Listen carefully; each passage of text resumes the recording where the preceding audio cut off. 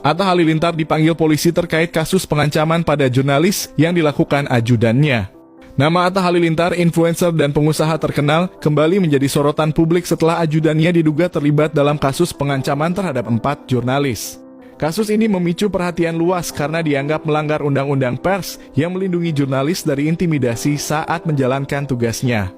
Pada Kamis 19 September 2024, tim kuasa hukum yang mewakili para jurnalis yang terlibat mengonfirmasi bahwa mereka telah menyelesaikan proses pemeriksaan oleh pihak kepolisian. Dolipa Yumara, kuasa hukum jurnalis tersebut, menjelaskan bahwa keempat jurnalis merasa terancam oleh ajudan Atta Halilintar, namun identitas ajudan tersebut masih belum terungkap dengan jelas. 4 jurnalis yang menjadi korban sudah selesai di BAP dengan pertanyaan variatif, tapi intinya mereka merasa terancam oleh ajudan Atta Halilintar, ungkap Dolipa. Selama pemeriksaan diketahui korban diminta menjelaskan detail kejadian, termasuk lokasi dan cara ancaman dilakukan, serta dampak psikologis yang mereka alami.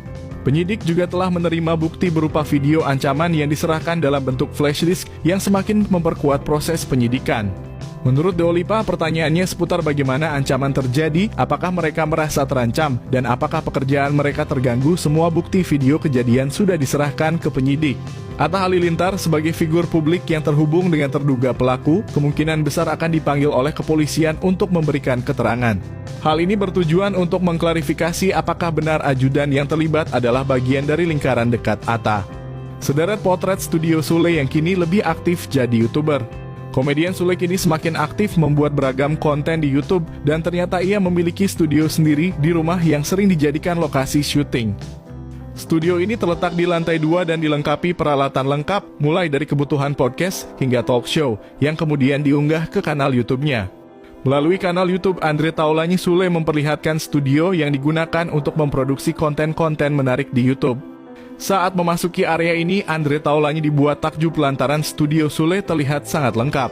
Menariknya, studio ini berada di dalam rumah Sule. Tepatnya lokasinya berada di lantai 2 rumah sang komedian.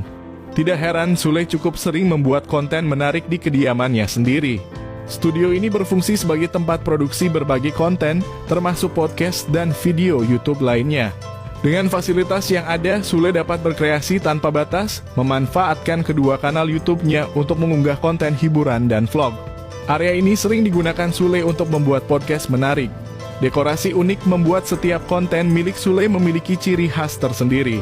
Sebagai informasi, podcast Sule diberi nama program podcast Mang Sule. Area ini dibuat dengan latar lokasi ala pinggir jalan dengan gerobak bakso. Sule juga merenovasi area ini dengan menambahkan berbagai fasilitas penunjang termasuk peredam suara. Fitur peredam suara tersebut sangat penting karena mampu memaksimalkan kualitas audio yang dihasilkan.